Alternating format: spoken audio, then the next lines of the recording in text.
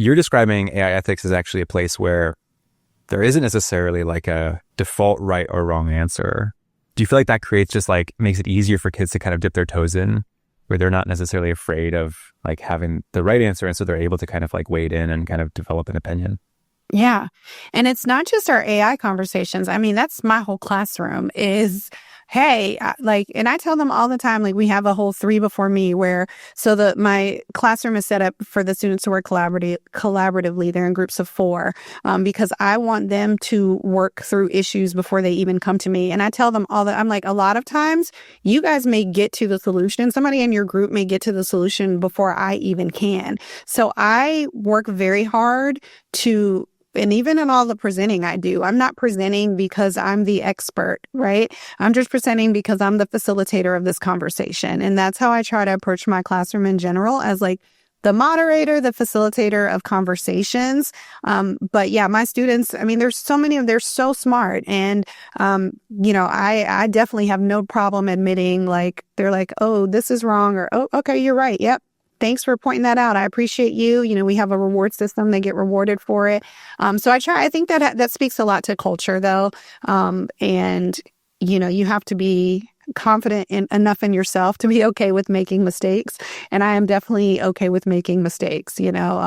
Technology goes wrong, and it's just like, I think it's important. Educators should always be modeling for our students. So it's one thing for us to tell them, you should, do this, but it's another thing for us to model. So if I'm modeling for them, like, oops, I got that wrong, but the world is not ending, it's okay, then I feel like they're more likely to internalize that message for themselves versus me just telling them that, but presenting another way.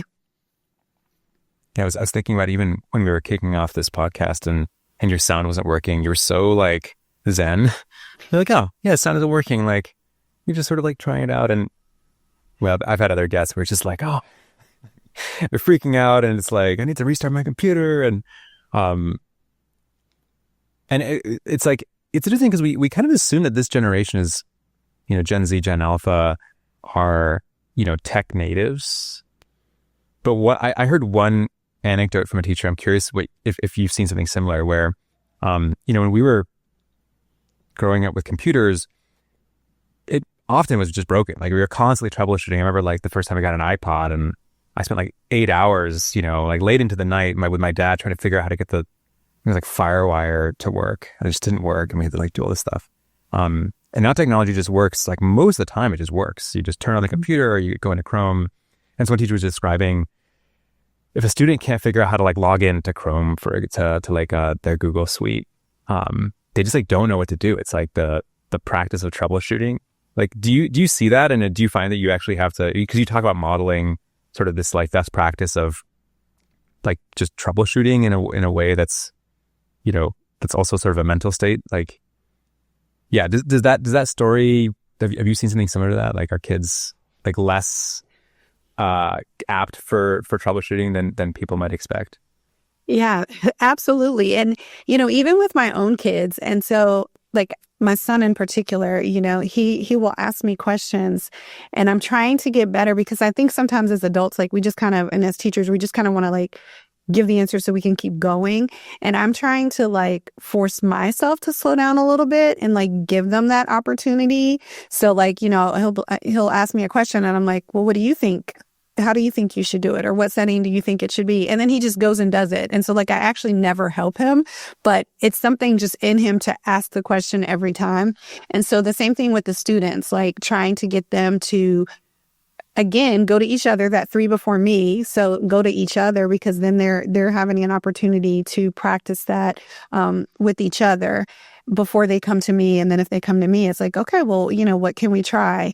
But yeah, they are very, like, when something doesn't work, it's like, oh no. And I think that part of that, though, when you think about it, has to do with the model of education.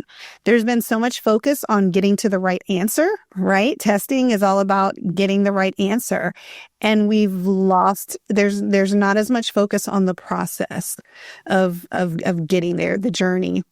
And so one of the ways that I model that in my classroom is, so yes, they have projects and they have rubrics for how their projects are graded. But once they submit a project, I give them feedback and I give it back to them. And then they can go take that feedback and apply, and they can edit their projects and resubmit, because I want to reward them for the journey, right? Because my goal is for them to learn, right? It's not about like just a number. And so it's interesting because you have the students that, I mean, man, if they lost 1 point, they are going back in there and they are making that adjustment. But I'm always surprised at how many students, no, I'm fine with that grade.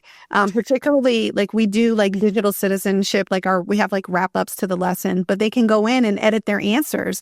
And so many kids are like, nope, I'm good with that grade, because it's like, that's all that they're focused on is just the grade. And like, well, the grade is acceptable, not the learning of, well, wow, why did I miss that question? Let me go back in. So I always love the students that are like, no, it marked it as wrong, but I know this is the right answer. And I'm like, well, maybe it is. And let's look at it. And then I'm like, okay, well, this is saying this. And then they're like, oh, that's not the right answer. And I love that. I love that because that's showing me that they care about the journey. They care about the actual knowledge versus just the grade. And I feel like that's what education should be, but it's so hard and it feels so overwhelming sometimes when we think about having to make changes on a systemic level and like overhaul everything. That's probably the answer that I don't have. It's like, how do we do that?